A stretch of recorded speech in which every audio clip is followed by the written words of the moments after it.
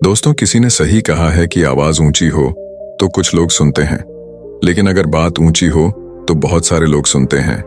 नमस्कार दोस्तों, Bodhi thinks by YouTube channel में आपका दिल से स्वागत है। एक छोटी सी कहानी।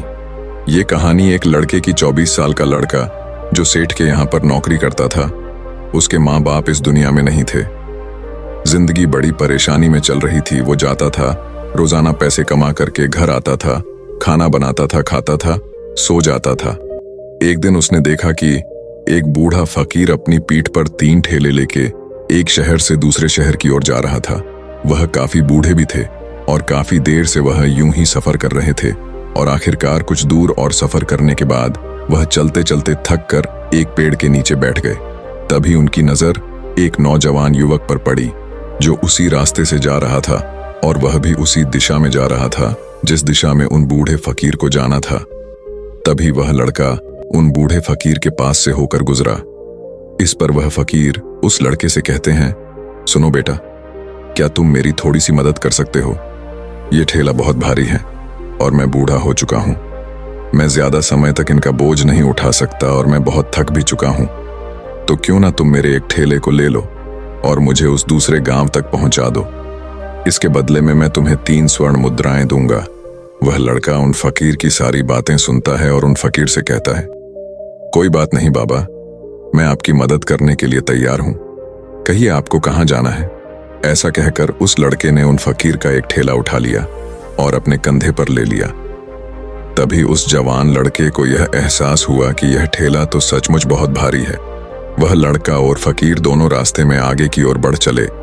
कुछ दूर आगे चलने के बाद देखते ही देखते वह गांव खत्म होने लगा और अब एक सुनसान रास्ता आगे की ओर जा रहा था। वे दोनों अपने मार्ग में मस्त होकर आगे की ओर बढ़ रहे थे। जब भीड़ से पूरी तरह से अलग हो गए तो वह लड़का उन फकीर से कहता है, बाबा, इस ठेले में आखिर ऐसा क्या रखा है जो ये ठेला इतनी वजन है? इस पर वह फकीर आदमी उस लड़के को जवाब देते हुए कहते हैं, कुछ नहीं बेटा, बस इसमें तांबे के कुछ सिक्के भरे हुए हैं, इसी कारण ये ठेले में बहुत वजन है। उन फकीर की यह बात सुनकर वह लड़का मन ही मन सोचने लगा, लगता है ये बाबा जरूर कोई व्यापारी है, तभी तो इतने सारे तांबे के सिक्के लेकर चल रहे हैं। और फिर तभी उसके मन में एक ख्याल आया कि मुझे क्या करना है। मुझे तो खाली यह ठेला दूसरे गांव तक पहुंचा है, बस इतना ही। जैसे ही उसके मन में यह ख्याल आया, उसने तांबे के सिक्कों का वह ख्याल मन से निकाल दिया और अपनी धुन में मस्त होकर वह आगे की ओर चलने लगा। चलते चलते कुछ और समय बीता और वे दोनों एक नदी के किनारे जा पहुंचे। वह लड़का हट्टा कट्टा था और काफी चुस्त और तंदुरुस्त भी था, इसलिए वह बिना सोचे समझे उस नदी में उतर जाता है, किंतु वह फकीर अब भी किनारे पर ही खड़े थे। इस पर वह लड़का उन फकीर से कहता है, क्या हुआ बाबा, चलिए आइए, हमें यह नदी पार करनी होगी, तभी तो हम उस गांव तक पहुंच पाएंगे। इस पर वह फकीर उस लड़के से कहते हैं, मैं जानता हूं बेटा कि हमें यह नदी पार करनी ही होगी, लेकिन जैसा कि तुम जानते हो मैं अब बूढ़ा हो चुका हूं और 2-2 ठेले लेकर मैं यह नदी पार नहीं कर सकता। कहीं मेरा पांव फिसल गया तो क्या होगा? क्या तुम मेरी एक और गठरी ले सकते हो? मैं तुम्हें इसके बदले भी 3 स्वर्ण मुद्राएं दूंगा। इस पर वह लड़का मुस्कुराते हुए उन फकीर से कहता है, बाबा, आप मुझे शर्मिंदा कर रहे हैं। यदि आप मुझे स्वर्ण मुद्राएं ना भी दें तो भी मैं आपका कार्य अवश्य करूंगा। मैं आपको उस दूसरे गांव तक जरूर पहुंचाऊंगा। इस पर वो फकीर मुस्कुराते हुए उस लड़के से कहते हैं, बेटा, तुम तो बड़े ही भले इंसान लगते हो। इतना कहकर उन्होंने वह दूसरी गठरी भी उस लड़के को थमा दी। उस लड़के ने जब वह दूसरी गठरी अपने कंधे पर रखी तो वह गठरी भी उसे बहुत ज्यादा भारी लगी, लेकिन उसने वहां पर कुछ नहीं कहा। जैसे तैसे उन दोनों ने नदी पार की। नदी पार करने के बाद बातों बातों में ही उस लड़के ने उन फकीर से कहा, बाबा, आखिर इस दूसरी गठरी में क्या है? ये गठरी भी बहुत वजन है। इस पर वह फकीर उस लड़के को जवाब देते हुए कहते हैं, बेटा, इसमें चांदी के सिक्के हैं, इसी कारण यह गठरी भी बहुत वजन है। उन फकीर की यह सारी बातें सुनकर अब उस लड़के का दिमाग तेजी से काम करने लगा था। वह यह सोच रहा था कि एक ठेले में तांबे के सिक्के हैं और दूसरी में चांदी के। ऐसा प्रतीत होता है मानो यह फकीर बाबा कहीं दूर से आ रहे हैं और उन्होंने अपनी सारी जमीन जायदाद बेचकर ये सारे सिक्के इकट्ठे किए हैं, तभी तो वह इतना धन लेकर चल रहे हैं। लेकिन वह लड़का उन फकीर से कुछ नहीं कहता और वे दोनों चुपचाप मार्ग में आगे की ओर बढ़ते चले जाते हैं। कुछ दूर आगे बढ़ने के बाद एक बार फिर एक सुनसान राह आती है। उस सुनसान रास्ते को देखते ही उस लड़के के मन में तरह तरह के विचार उत्पन्न होने लगे। वह यह सोचने लगा, अरे यह तो सुनसान जगह है, अगर मैं यह सिक्के लेकर यहां से भाग जाऊं तो यह फकीर मुझे कब तक दौड़ाएंगे। मुझे नहीं लगता कि मुझे कभी पकड़ पाएंगे और यहां पर कोई है भी नहीं जो इनकी मदद कर पाए। और वैसे भी ये बहुत सारे सिक्के हैं, मैं इनसे एक अच्छी दुकान खरीद सकता हूं, अपना नया व्यापार शुरू कर सकता हूं। और वैसे भी ये बूढ़ा फकीर अब इन पैसों का क्या करेगा, इससे अच्छा तो मैं ही इन्हें रख लेता हूं। वह लड़का यह सब बारे में सोच ही रहा था, तभी अचानक उसे खुद पर आश्चर्य हुआ। अरे मैं यह क्या सोच रहा हूं, यह फकीर बाबा न जाने कहां से आ रहे हैं और क्या खोज करके इन्होंने इतने सारे पैसे इकट्ठा किए होंगे। मुझे इनका फायदा नहीं उठाना चाहिए। नहीं नहीं, मुझे ऐसा नहीं करना चाहिए। उसने कुछ देर के लिए तो अपने मन के विचारों को काबू कर लिया, लेकिन कुछ देर बाद उसके मन के विचार उस पर देखते ही देखते हावी होने लगे। वह लड़का 2 ठेले लेकर उन फकीर के पीछे पीछे चल रहा था और कुछ दूर आगे चलने के बाद एक पहाड़ी आई। इस पर वह फकीर बाबा उस लड़के से कहते हैं, बेटा यह पहाड़ी मैं नहीं चढ़ पाऊंगा, मैं काफी बूढ़ा हो चुका हूं और मेरे घुटनों में भी दर्द रहता है। यदि तुम मेरी तीसरी गठरी भी ले लो तो मैं तुम्हें 3 और स्वर्ण मुद्राएं दूंगा, लेकिन याद रखना इसे कहीं गिराना मत, कहीं ये गठरियां खुल ना जाए। इस पर वह लड़का उन फकीर से कहता है, क्यों बाबा, आखिर इसमें ऐसा क्या है। इस पर वह फकीर उस लड़के से कहते हैं, बेटा इसमें स्वर्ण मुद्राएं हैं। यह सुनकर वह लड़का मन ही मन बहुत प्रसन्न हुआ।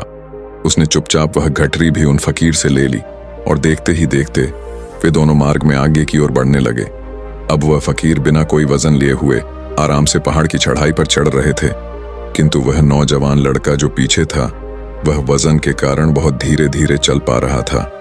लेकिन जब से उसने सोने का नाम सुना था उसका मन तो छलांग मार रहा था। वह मन ही मन सोच रहा था, अगर मुझे यह सारा धन मिल जाए तो मेरा पूरा जीवन तो आराम से कट जाएगा। वैसे भी यह बाबा तो बूढ़े हो चुके हैं, भला इन्हें इतने पैसों की क्या जरूरत है, इनका जीवन तो वैसे भी कट चुका है। मैं एक काम करता हूं, यह सारे पैसे लेकर यहां से भाग जाता हूं। लड़के के मन में अनगिनत विचार उठ रहे थे। लड़के का मन अब उसकी बुद्धि पर पूरी तरह से हावी हो चुका था और उस लड़के का मन अपनी बात को सही साबित करने के लिए उससे कुछ भी कह रहा था। और तभी उस लड़के के मन में एक और विचार उत्पन्न हुआ और अब की बार वह लड़का यह सोच रहा था, लगता है यह फकीर बाबा कोई चोर है, वरना इनके पास इतनी सारे स्वर्ण मुद्राएं कहां से आएंगे। अगर ये कोई व्यापारी होते तो भला ये इस तरह से पैदल यात्रा तो नहीं करते, और अगर इनके पास इतने सारे पैसे थे तो ये कोई ना कोई साधन भी तो अवश्य कर सकते थे। लगता है ये कोई चोर है और चोर से चोरी करने में भला क्या बुराई है।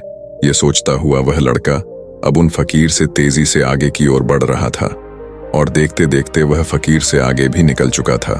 और वह यह सोच रहा था कि जैसे ही इस पहाड़ की ढलान आएगी मैं 3 गठरियां लेकर भाग जाऊंगा, इससे ये सारे पैसे मेरे हो जाएंगे और मेरी गरीबी भी हमेशा हमेशा के लिए दूर हो जाएगी। मैं जो चाहूंगा मैं वो कर पाऊंगा, मेरे पास बहुत सारा धन होगा। और देखते देखते वह दोनों पहाड़ की चोटी पर पहुंच गए और अब ढलान का रास्ता शुरू होने वाला था। तभी वह लड़का उन फकीर से नजरें बचाकर वह 3 गठरियां लेकर भागता हुआ आगे बढ़ गया। अब उसे अपना शरीर बहुत हल्का महसूस हो रहा था, मानो उसे उन 3 ठेलों का वजन तक न मालूम पड़ रहा हो। काफी दूर दौड़ते दौड़ते किसी तरह से वह अपने आप को बचते बचाते अपने घर पहुंचा। उसकी खुशी का कोई ठिकाना नहीं था। उसने सोचा, क्यों ना मैं जल्दी जल्दी इन गठरियां में से वो सारे पैसे निकाल लूं। यह सोचकर जब उसने गठरियां खोली तो पहली गठरी में उसे लोहे से जंग भरे हुए सिक्के मिले। यह देखकर उसे यकीन नहीं हुआ। इस पर उसने फटाफट दूसरी गठरी भी खोल डाली, उसमें भी उसे लोहे के जंग लगे हुए सिक्के ही निकले। यह सब देखकर वह लड़का बड़ा हैरान था। आखिर यह सब क्या हो रहा है? उन फकीर ने तो मुझसे और ही कुछ कहा था।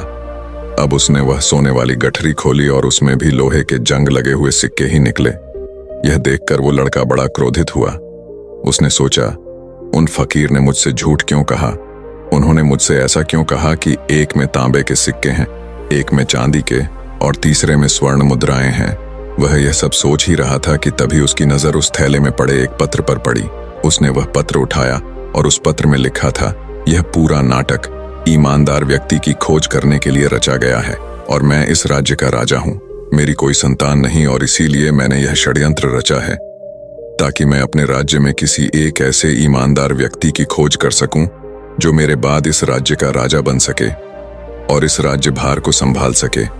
और इस राज्य का भार वही संभाल सकता है जो पूरी तरह से ईमानदार हो, जिसके मन में किसी प्रकार का कोई लालच ना हो। इतना पढ़ते ही वह लड़का जोर जोर से चिल्लाने लगा। वह सर पकड़कर बैठ गया। वो यह जानता था कि यदि वह अपने मन के विचारों पर काबू कर लेता तो उसका जीवन संवर सकता है, लेकिन वह अपने मन के विचारों पर काबू नहीं कर पाया। दोस्तों, महात्मा बुद्ध कहते हैं कि मन ही सब कुछ है। आप जो सोचते हैं वही बनते हैं। इसलिए आपका सबसे बड़ा दुश्मन भी आपको उतना नुकसान नहीं पहुंचा सकता जितना कि आपके मन के यह अनियंत्रित विचार पहुंचा सकते हैं। महात्मा बुद्ध कहते हैं, अपने भीतर ध्यान से देखो। हमारे भीतर जो विचार चल रहे हैं वही विचार शब्द बनते हैं और शब्द कर्म के रूप में प्रकट होते हैं। बार बार दोहराने पर कर्म बर्ताव में बदलता है और धीरे धीरे समय के साथ बर्ताव चरित्र में परिवर्तित हो जाता है और यही चरित्र हमारे भाग्य का निर्माण भी करता है। इसलिए हमें हमेशा अपने विचारों के प्रति सजग होना बहुत आवश्यक है। हमें जागरूक होना बहुत आवश्यक है। हमें यह जानना जरूरी है कि हमारे मन में किस प्रकार के विचार आ रहे हैं। आगे महात्मा बुद्ध कहते हैं कि कमजोरी हमेशा छोटे विचार से शुरू होती है। यह एक बीज के रूप में होती है और यदि इस बीज को नष्ट न किया जाए तो यह छोटा सा विचार बहुत जल्द ही एक विशाल वृक्ष का रूप ले लेता है और हमारी बुद्धि की सोचने और समझने की क्षमता को पूरी तरह से नष्ट कर देता है।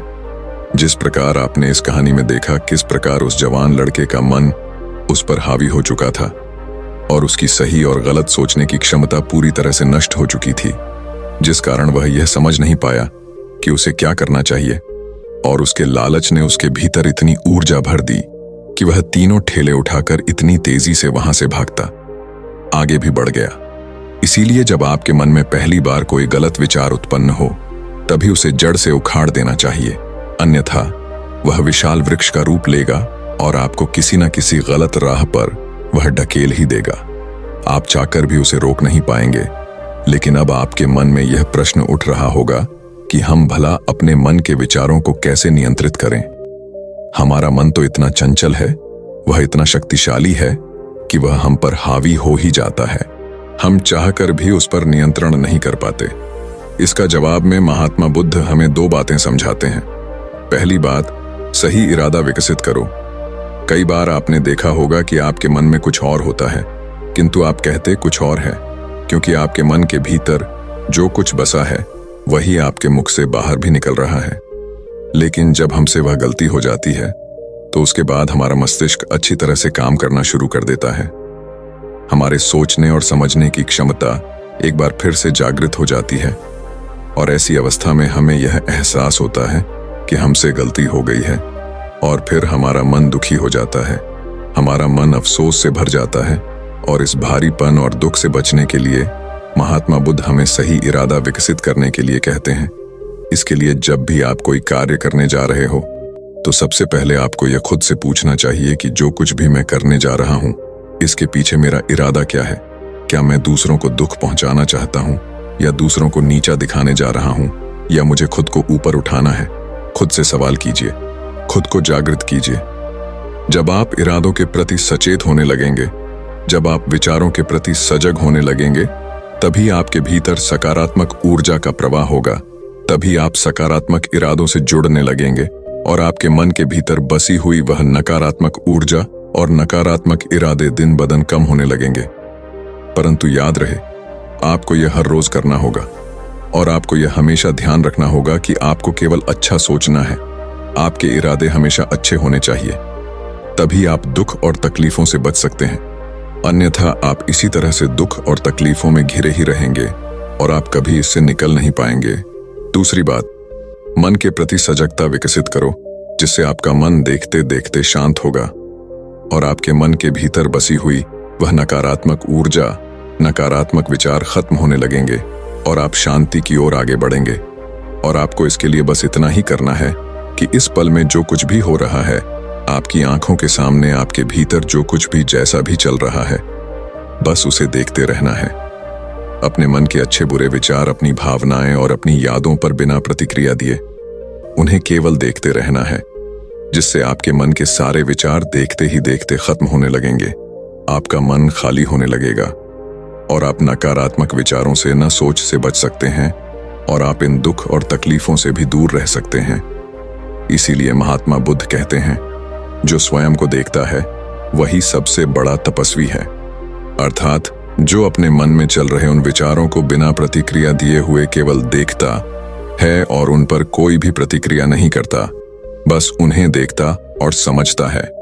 वास्तविकता में वही मन पर नियंत्रण भी कर सकता है और वही अपना जीवन सुखी और खुशहाली तौर पर जी सकता है। इसलिए यदि आप भी अपने जीवन को सुखी और खुशहाल बनाना चाहते हैं तो आपको सबसे पहले अपने मन पर नियंत्रण साधना ही होगा। अपने मन को खाली करना ही होगा। अपने मन के विचारों के प्रति आपको सजग होना ही होगा। दोस्तों, उम्मीद है कि आपने आज की इस वीडियो से जरूर कुछ ना कुछ सीखा होगा। तो इस वीडियो को लाइक और अपने दोस्तों के साथ शेयर भी जरूर कीजिएगा और हमें ऐसे ही सपोर्ट करने के लिए चैनल को सब्सक्राइब और घंटी बटन को जरूर दबा दीजिएगा। चलिए मिलते हैं फिर अगली वीडियो में। तब तक के लिए अपना ख्याल रखें। धन्यवाद और नमो बुद्धाय।